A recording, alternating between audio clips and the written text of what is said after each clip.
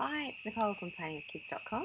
Today I want to talk about after-school activities, in particularly strategies for managing them when you've got multiple kids at school.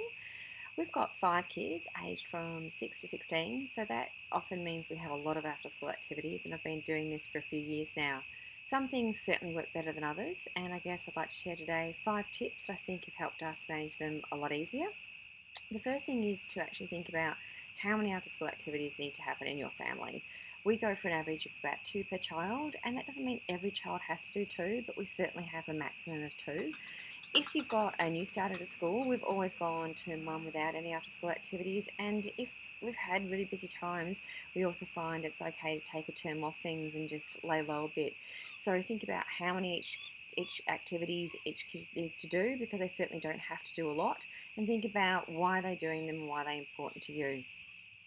The second thing I like to think about is if you can share the driving with families. Like if you can go, it's great for kids to go with somebody else, and it's sort of a nice bonding thing to do, and for kids to establish deeper relationships with their friends at school, but certainly can help running around with parents.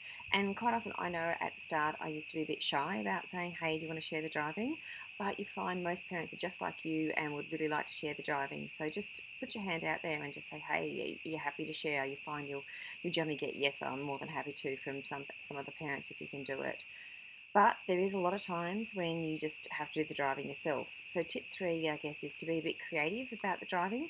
For ages, I used to go rush to and from places, and I'd get home for a few minutes and try and do this and try and do that. But I soon learned that sort of burns everyone out quite quickly. So I started to get a bit creative with the time. If we were near a park and the weather was good, then I just used the time to enjoy with the smaller kids if I could, and let them have a play in the playground. If we have our dog, we'll take our dog and take her for a walk. Use that time really well and just make sure we have a good time about it.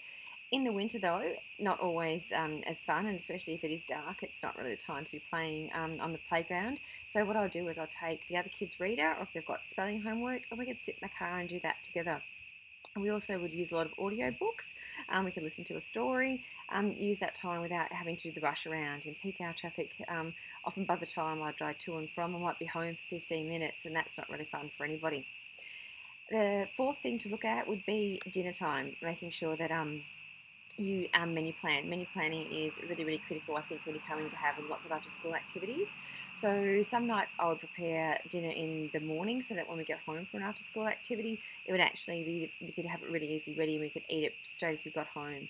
Other times, sometimes we would just, for whatever reason, just with logistics, we might not head off to swimming, for example, until 5:30 in the afternoon. Now, when we had really little kids, what I found worked really well was to actually not give them afternoon tea after school, but actually give them a dinner pretty early. So give them dinner about 4:15, have a nice big dinner. Then after swimming, we'd simply have our snacks and mix it up. So get creative again with how you manage dinner time, but most importantly, plan dinner time around after school activities, because it's nothing more stressful than hungry and tired kids or waiting for things when you don't have a lot of time in the evening. My fifth and final tip is to think strategically about how you schedule the activities over the week. Sometimes you don't have a lot of say, but if you can, what I found would work really well would be, I'd rather have 1 or 2 sort of more busy nights than actually to be out 5 nights a week. I found that my kids would love it if they knew there was one night at least during the week that they would actually just be able to sit home, relax, and not have to go anywhere. So where possible, I'm really happy to have 2 or 3 busy nights and then have a couple of nights where we can just rest and relax. I guess the whole point of after school activities is really that the kids enjoy it and it doesn't put too much pressure on families. So make sure you keep that in mind when you're booking in the after school activities, and that you and the kids both don't get run too ragged by them. Thanks for listening, and it's Nicole from planningwithkids.com. You can read more on the blog. There's lots of tips not only on managing after school activities, but just how to get things organised at home.